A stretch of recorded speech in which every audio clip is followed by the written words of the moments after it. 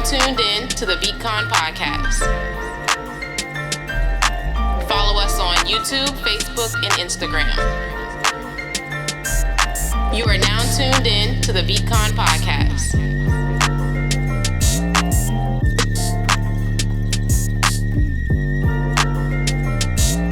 You are now tuned in to the beatconn podcast. Make sure you... Every session that we do, we like to tell a story. So tell us a story. How did you get started producing? DJing, and got to the point, man, I just like music so much. I'm like, you know what? I want to do more producing, because I used to go by people. It's like a wave, man. Everybody just started DJing, stopped DJing. I said, what you doing now? Oh, I'm making beats now, man. I'm like, yo, I'm behind again. I said, here we go. Started doing producing and stuff. I was more into the boom bap phase. I'm still in the boom bap phase, but you know, it's that's how I got my name. Cat called me Trashcan because I used to go get records from anywhere, man. Back to Garbage Can, Salvation Army, whatever. And I just had stacks of records around. Right. And even had a turntable, the needle was broke. I'm like, fuck, man, I'm gonna do all these records. Go get a needle, come back. So I mean, you know, it's producing, man. To me, I can't rap, I can't sing. That's about it right there. That's all I got.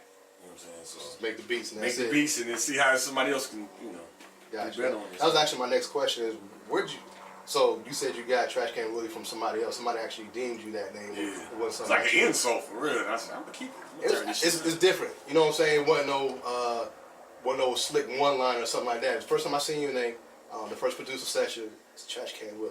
I said, this man gotta be a beast. They have a name like that because the thing is, like, every name's gotta draw some sort of attention, something like that. I was like, God damn. You know what I'm saying? So that was actually my, you know, one of the things. Like, where'd you get that from? So what's up with your equipment? What kind of equipment that you use? Well, as far as in this room, we're using Pro Tools. Got a bunch of PSP plugins and stuff. Mac G5s. We can run either interface 0201, compression and stuff like that. Focusrite. Used to have an Avalon. Got rid of that. Monitor systems. I think these are important to have these, but don't wear them out because a lot of major studios use these for reference points. Right. Got some events back here. You know, just regular stuff. Alright, so let me get NS10s. I know that's like one of the famous, that's about as famous as the Yamaha keyboards, the motorcycles and everything. So have you used the rockets, the KRK rockets? I haven't used them personally. Okay. I know people that got mixed reviews on them. Some people say they blow out too fast. Some people like, oh, you know. I'm like, these are the ones. If you don't use these all the time, right? Because a tweeter costs you $100 to replace, and then they got the power ones. But these aren't the power ones. You got to run an amp with them. But these are, I mean, you know, we used to go to the studio all the time. It's that white, you know, speakers, and then they had a little small arrow tone. I'm like, that's it, man. If your mix can't sound good on these, then it's trash. Yeah, I know the significance of that is that the flat response. It's like there's no matter how you EQ it, you still gonna get that flat response. Exactly. Now KRK, that's why I asked you about those. That's like one of the popular ones, like the Jordan's monitors right now, and they're too basic to me. Yeah, it's got too much bass in it. I know the Yamahas is like they flat. Flat. Just like you know, like the Motif by Yamaha. Although authentic sounds, you don't get the authentic sounds out of the speakers right there. So that's why I asked you about that. I use them if I do a little vocal mixing and stuff. I had a couple R&B people come in, and I mix their vocals with these. Rappers that got a good delivery voice, using with these. I mean, you know, it's like you said, these events, they're powered, they're good for your music, your beats and stuff. They got a good reference for bass and stuff like that. But these I use these for, and it's just near field. Yep. You know? And I got a little boom box over there too. I do stuff now, playing it like in a car, you know. No, that's interesting. Yeah. I mean, you got to play it and mix it basically how people reference their music and stuff, man. Even with a little AirPods or something, you gotta. So you want to hear it before the consumer, like how the consumer. You definitely want to hear it like that, because I mean, everything sounds good in these. Right. You get in your car, it's a whole different thing. It's like, okay, well, if I can make it sound good in these, on some earplugs or some of these right here, then that's part of. I'm really getting into my engineering phase. In the last 5 years, I've been doing more engineering. It's production. It's like, you know, but the engineering for you, this is the make or break right here, man. People can come in here with a trash beat and you can make it sound good. Somebody come in here with a hot beat, and if you can't engineer it, sound like garbage. So this is you got to do this right here. This is the point. And you got to know, because a lot of producers, that's the next wave for them. Going into the engineering thing, they want to, I'm going to tweak this snare, I'm going to tweak this vocal, I'm going to do that. So this is like the natural move right here. And then after that is mastering. You know, that's what I want to get into next, the next couple of years. Wow. Okay, so you're saying producing is kind of like a stepping stone to where you want to go. Then next engineering, because production, you kind of learn how to mix. Yeah, well, production, when you produce, and you know this, when you produce, you're making your beats according to how you want it to sound. Right. You don't factor in how the vocal is going to sound on it. Because you don't know who's going to get it or how they're going to deliver on it. So once you put all that together, I mean, you know a good vocal when you hear it. Sometimes you might not know how people got that vocal. But you hear it rough, and then you hear it, they changed that with effects and delays and stuff like that. So I mean, that's you know, to me, that's the natural. It's like walking down that road. It's the next step. I want to get to the mastering part where I see people send me mixes to do for them, and I send them back. I want to get the part where somebody send me some stuff to master for them. Yeah, that's a whole nother setup, though, you know. But whole nother beast. There's actually studios that do nothing but mastering. Exactly. That's it. That's so, I want to get to that phase of it too. All right, so this is another. And I was thinking about this before I came up here. When you're making beats, do you use compression? It depends on what it is. I use like I use Reason, so I use like a dual band compression, right. Or I can do a parallel compression just to get it sound a certain way. Yeah, because I'm thinking if I send it to somebody, I know either one or two ways they're gonna listen to it. Phone, like straight from the email, or they gonna, you know what I'm saying? They're gonna download their computer. I'm like, if I can get a good dual band on it, make it sound good enough so they can, you know what I'm saying, work with it. Okay, so pulls up another question. So when you sell beats, do you sell them online, or do you meet people face to face, or you kind of like market and send tracks to them? I've been getting most of my work. And plus, I'm going somewhere. I'm getting most of my work from people that I've already had clients since I've been out here. People call me and say, "Oh, you know what you got?" And I'm like, "Okay." I hate sending a bunch of beat packages, but I will, because I rather. The best way to do it is sit in with somebody and figure out something. Pitch it to them. Yeah, or if you had a client you worked with before, it's like, I kind of got an idea what he's gonna do, what he wants. He's just trying to add on to what he already got. So like people that I work with from out there, they'll send me stuff. I'm like, let me see your last record. Let me see what you're working with now. How you doing stuff? Right. They send it to me. Oh, okay. Sometimes it's easier for me to remix something for a client so they can understand how I'm gonna take it. You know what I'm saying? Remix it. I said, send me your worst record. And they're like, oh, send me the worst record. Send me the vocals and the tempo and the file. Let me see what I can come up with. And usually it's like, oh, I should have did this for it. Then after that, you get a working relationship. So I can make this kind of stuff. You know, because I'm at the point now, I don't want to have the hot single on your album. If you come to me, I'm like, I probably want to have the hot single if you got a budget, because you're going to go to like a super top producer and get that single shine. I want to take one of the songs on the album that nobody ever thought about, and they listen to it, and it's like, man, this is the song. I slip past this song all the time. I don't know why. I put it on repeat now. And at first, I'm like, oh, that's not the single they were marketing, but like, this is the song that got the best effect. You want the album cut that they turn into the single. They turn it like the third or fourth single, or the remix of something else or something like that. So I mean, because that's to me, that's how you get people that want to come deal with you. They might hear something that you did, and it's like, oh yeah, you got a song from Metro or something from Primo or something. What's this song 3 on here? Who did this? Hey, this is and you think about it, say they didn't market that. Here come the budgets, they didn't market that single like they would the top stuff. Yeah, but I mean, they're like 34 track already, and so it's kind of like it just boom, it kind of sells itself. You know what I'm saying?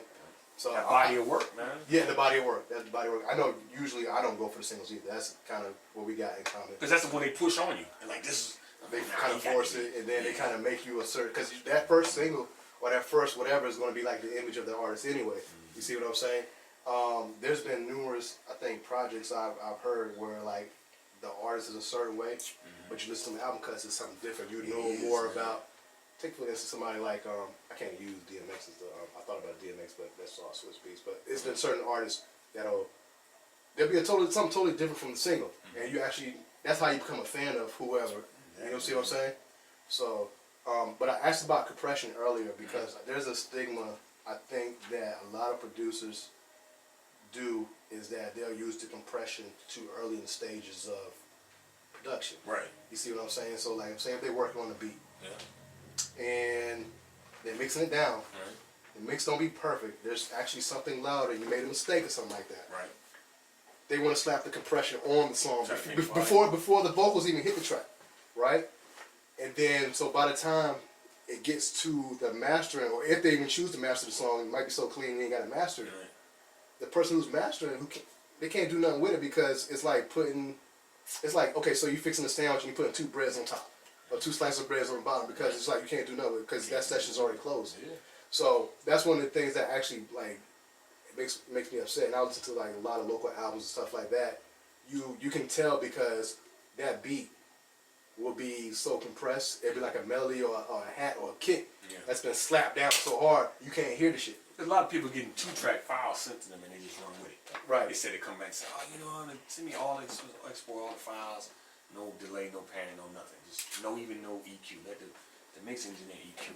And a lot of people don't like do that. If you sell a beat, they're like, just take it like this and just rap over it. It's like, nah. It don't sound. Can't do it because they don't trust on who's on the other side of that process. They're like, I don't know that engineer, I don't know that master. Well, you know, he's not better than me, that kind of shit. So it's like, right. fuck it, it's just like, but you got to put it's like a assembly line, man. Especially the artist has to have control of that. Yeah. I've had artists say, look, man, send me the files straight out. No delay, no EQ, no nothing. I got a guy. And I'm like, okay, good. Now when you say files, you saying stems or just stems, like everything. Okay. It's like, just send it to me. I want that beat, just send it to me straight out. Man, I export it for reasons, just straight up, no nothing on it. You know what I'm saying? I'm like, that's your guy.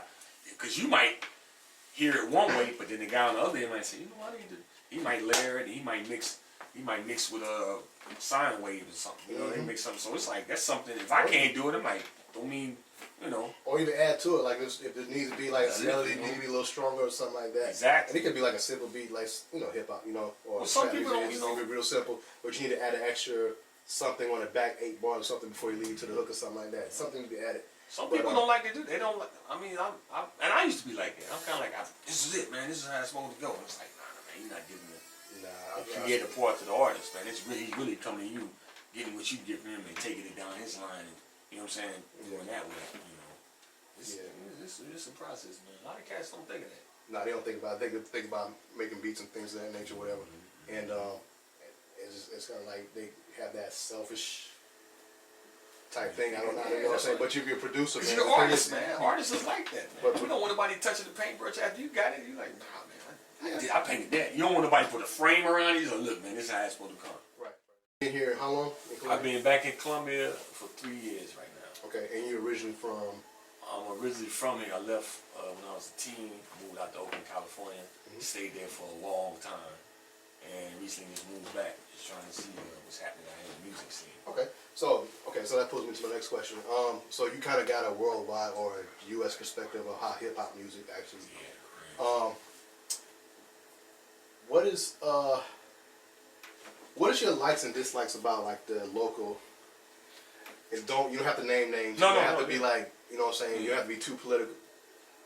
Be a little biased, but don't be too biased. Well, I look at it as industry for as like South Carolina, North Carolina. It's the next, and we were talking on camera, it's the next thing for to happen. And I think it's a lot of artists, I've met a lot of artists right here that got it. They just don't know what their level is because they don't have anybody to referee it. I always consider like the label like a referee because people will take their stuff and, the label says it's good. And I was like, the label shouldn't tell you it's good. You should know it's good. Or your surroundings should tell you it's good. And that's the reason why you're going. If you go to them saying, like, I'm the hottest thing in the street, they're going to look at you like, oh, shit. If you come up and say what you think, they're going to be like, So I think a lot of artists, just artists in the Columbia area, man, they got talent. I think they get a bunch of songs together and then they're not confident at the point of where to go with it next. And I think part of it is they should look at more distribution, independent distribution. I've talked to some cats that they can do shows all around the state, man, like every day of the week. And it's like, we gonna go to a label. I'm like, shit, you can make enough money. You don't have to. If the people coming to your shows, what is the label gonna tell you that you're not telling yourself, but the people around you not telling yourself? If you just want the front money, then that's a whole different story. But you don't need them to give. Your following is big enough. You know what I'm saying? It's crazy because I think like just something like you said with the whole if you know how good you are, that means you're confident. That means you can walk up to any office and say, hey, that shit's hot. Check this out. How much money you got for me? I think a lot of the time is you want to be heard at the office before you get there. You want them to come and search you out. Yeah. And I think that's part of the thing down here they need. If somebody had like a big distribution company down here, like right in Columbia, they would be out looking around. That's their job, to go out and see what's the hottest thing moving and stuff like that. And they would come out and say, man, I keep hearing about this dude, you know what I'm saying? I think we need to pull him in for a meeting. Yeah. You know, and then that's better because you got more leverage now. You say, look, y'all pull me in here, don't waste my time. Instead of the other way, you say, go to the label that don't waste our time. You know, so, I see that. Yeah, I see how it is. So you got it. And studios, production, producers, everything, man.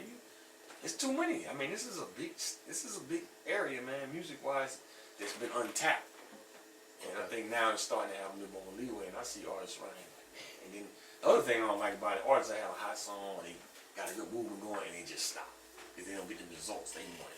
Yeah. Okay. And I'm like, what the hell is this? You know. So, how long should a song last? Like, say, you get, like you said, hot song. You know, the norm is like push it for a few months, and then I'll be tired of my own song. But there's like tons of people who haven't heard that shit. You know what I'm saying? I don't think. Because any song that somebody haven't heard is still brand new. It's brand new, and it takes a while to work a record. I'm currently working a record. I've been working this record for a year. Right. And it goes up and down because you base off the street and stuff, and people get it. And it also depends on who puts the stamp on it. So artists can't expect to see something in 2 months. Right. Because it's like 2 months, you might have just got it around where it's supposed to be. Unless you're doing that quick sale, selling CDs or something like that. Yeah, You might get a quick turnaround, buy 20 CDs, sell them $2 and stuff like that. I mean, the thing they're looking for is that notoriety, and it's like, man, it takes a while for that stuff. Because you got to sort through a lot of different hands. You got to go through a lot of different hands. I mean, I know everybody wants to get stuff on radio, including me, but it's different outlets that get it to there. And so you got to experiment with them outlets because you might have the right outlet, but the wrong song. So if it doesn't work out, you're like, damn, should I go back and do it again or come with this new song? But at least you get a lot of cats don't want feedback. They say they do, but they don't want feedback. Somebody say, oh, this song ain't that hot. What else you got? They're like, man, this is hot in the street. Everybody's bumping this. Yeah, but it ain't hot enough for radio. It's not hot enough for this. That goes back to the confidence stuff thing you were talking about before. Like, you already know what's hot, what's not. You know what you got in your catalog already, you know what I'm saying? So it's like kind of presented. And the business aspect does dictate how you gonna land that deal too. You see what I'm saying? But I think it's different kind of deals people want, man. I don't know now. This music game has changed so much. People are, they got 360s, they got all these other kind of deals, and I'm like, I can't tell anybody not to take a deal because I don't know their situation. You know what I'm saying? Now, if you just thinking like, okay, they're gonna give me some money, it's like, you get money on your own. Yeah. You know what I'm saying? And you want to borrow, like you said, borrow and then loan it, and then loan nothing. You might as well get the loan. I've seen a guy, man, personally, man, he got his budget together. He did a couple of title loans, borrowed some money, maxed out a credit card, and it helped him because he was more. You know what I'm saying? He was more of like, I gotta do it now. He understand what he was working with too. Exactly, man. He had faith in his product, and it helped him out. And he moved around with it, for a while. Yeah, I think it's not a yes or no question should you take a deal or not, because you got to look at, one of the things is with the labels, what am I getting for this deal? You know what I'm saying? Like, is you give me money so I can continue to push my stuff, or like if say if you had a label where you got different departments, do you have marketing? Do you have somebody who can take care of an admin work for me? Do you have somebody who can take care of if an artist comes in? Can you house them and bring them to me at a certain time? Those type of things like that. Also, how am I living? You see what I'm saying? What kind of perks that comes with that deal? So I think with a deal, I think those things gotta come with a perk, and it's like it gotta be easier versus me working independent, doing it myself. I can do the same thing. I probably earn the same amount of money doing that same thing. It's just that now you got different people that basically that you employ. But see, the industry kind of makes it seem like they're employing you. Yeah, they do. And they gonna hold that. They gonna hold it over your head too. Yeah. You already came to them with the non-confidence. It's like, you came to us, and it's like, you want us to do what we do, and it's like, I always think artists should do more stuff themselves, and then the stuff they can't do, they can always outsource. They can outsource. It's just about anything like social media. At least you outsource, you got more control on it. You just taking your product to somebody. There's no way you take 100%. Your product is your 100%. You taking them and you bargaining for a lesser percentage for somebody that's gonna give you. You're gonna take 100% of your stuff and say, okay, give me 35% of what I just brought to you. It's like, man, come on. I think you're more mindful of your money going in and out too when you got control of your own stuff. Exactly, because you don't blow it on stupid stuff, and you kind of direct it. Say, if I need promo, I'm gonna get the best promo that I can afford that's workable. You know what I'm saying? And it takes a little bit longer. and you got to build up more working relationships with them. I mean, you know, it's people out there that just do promo. People out there that just do this and do that. Like video, people just do video, and that helps. So that's just another tool you can use. And say, okay, if I gotta pay this guy to shoot a video, I'm gonna pay him, and I know what I'm gonna get. And you don't have to worry about the label stepping in. Oh, you got this. Yeah, You more hands on. So if you took a deal, let's just say you took a deal, they got a nice advance or whatever. Who's the first? What would you buy or employ first? Depending on the size and depending on what kind of deal it was, I would start have somebody start a publishing company. There you go. And only way I say that because you run into a lot of cats as a producer, like you ain't publishing stuff. They'll publish the songs they getting ready to release. Oh man, like I said, man, you can get more by doing everything yourself. And I'll get a music publishing company. I will hire an in-house promotional team and an in-house video team. So we do most of everything. We know the cost and we know what it's going to take, and you watch how that works out for you. So, and then you do distribution. You get yourself a nice mid-level distribution deal set up. Yeah, we're kind of on the same page. The first person I'll actually hire is an assistant. Yeah. You know what I'm saying? So like I can kind of relay what needs to be done ahead of time, stuff like that, and let them take care of that stuff, because if I'm a creative, I want to wake up like 9, 10 o'clock in the morning and start working on the shit that I need to do. Start meeting those deadlines. Let them take care of the stuff. Maybe that afternoon we can kind of come all together and kind of meet and see what's the plan, what's the agenda, who did what, what's the results, and stuff like that. But the pub deals, that's a good. Yeah. That's like one of the major things. Kind of figure out what's going on and stuff. You know what I'm saying? Because that admin is gonna be like, I won't say a manager, but somebody who's kind of like your eye in the back of your head. Just kind of see what's going on. Just kind of keep everybody honest for one. Two, kind of force people to do things that they need to do if they kind of slack on certain things. Yeah. You know what I'm saying? Like say if you got another producer that's working under you, and he ain't doing what he's supposed to be doing, whatever, that admin kind of talk to see what's happening. You got somebody that got reports in your absence, so they would in the future to stop BSing. You know what I'm saying? Stuff like that. So yeah, that's. I think as long as you put people in a position where they can work and make it feel like they contribute to the whole process. Like I would I'd link in with a music supervisor. Right. And it wouldn't have to be established. It'd be somebody that's right on the edge, just like, look, I can work these music, even with instrumentals, work these in different commercials, work these, you know, but you gotta have music supervisors for that stuff. And that too. So assistant, supervisor, team for your publisher. Who else? Promotional people. I have a videographer, just somebody that sits around. I actually would do somebody who just do camera work and somebody who does editing. So a content person just kind of hanging around, get paid. Hanging around, but making it like to the point where you want the people you marketing to make them feel like they part of the process. Yep. Like they say, you might have somebody filming just nothing going on, or somebody's chopping them beat up or something. You want to make them more involved. You don't want to just hit them with this is it. It's like, nah, I watched how this song got made. I watched how this artist wrote this song, and they're more engaged. They feel like they're going through it with you. Merch people, you gotta have some merch people, you know. Or you could just buy the machines yourself. Yeah, I don't and show somebody. I mean, you could. Think how much you saved if you bought the T-shirt machine. I mean, it'll save me time, but it's just I feel like save time and money. It save time and money, but I feel like it's still at the end of the day, if you got those machines and stuff like that, you still gotta watch those type. It's kind of like you got a vehicle, you still gotta get your oil change. You just gotta put gas in it. But the machines aren't that much. You know, I mean, if you talk about some money, it's like, I bought 2 T-shirt machines. Now we can print up anything. You can do short run, long run, whatever. The night before or something, you might come with an idea, a merch idea. Say, we need to press these out. Instead of going through all the channels, say, look, go downstairs, fire the machine, let's print 20 of them out and see how it works out. I mean, it's same thing with the CDs and all that stuff. I got you. You go on demand, and you figure like the same way we on demand. You say, I got a beat, I need to get this out. I got a T-shirt, I need to get this out. Now that's how I operate when it comes to music. Yeah. But see, you can operate like that with everything. Videos. Hey, look, we need to shoot this video for this guy. I think this guy got something, or it's something we need to capture this moment and market that. Right. So I mean, you gotta have people right there on demand. So it's basically a choice of how your preference, because I know like you can go through companies and have them make the shirts for you. Yeah, but what's the time? And that's why I said the turnaround is crazy. Turns in the top 5. The turnaround is crazy, and then you're probably paying a little extra for them just to deliver that to you versus you doing that shit yourself. Rush package, come on, man, they hitting you in the head with that stuff, man. If you got the machine, got 2 machines I can fire right now. Gotcha. Then you just have to have like a bulk shirt. I mean, you could buy bulk T-shirts from anywhere. Conway for a Walmart, like, I mean, $10 or $15 a pack. You just gotta believe that the product you put out is gonna move as quickly as you put it in there. That's the thing. That's put it in the system. Yeah. So we talked about what's the stuff that you did. Like, what do you like about the local industry?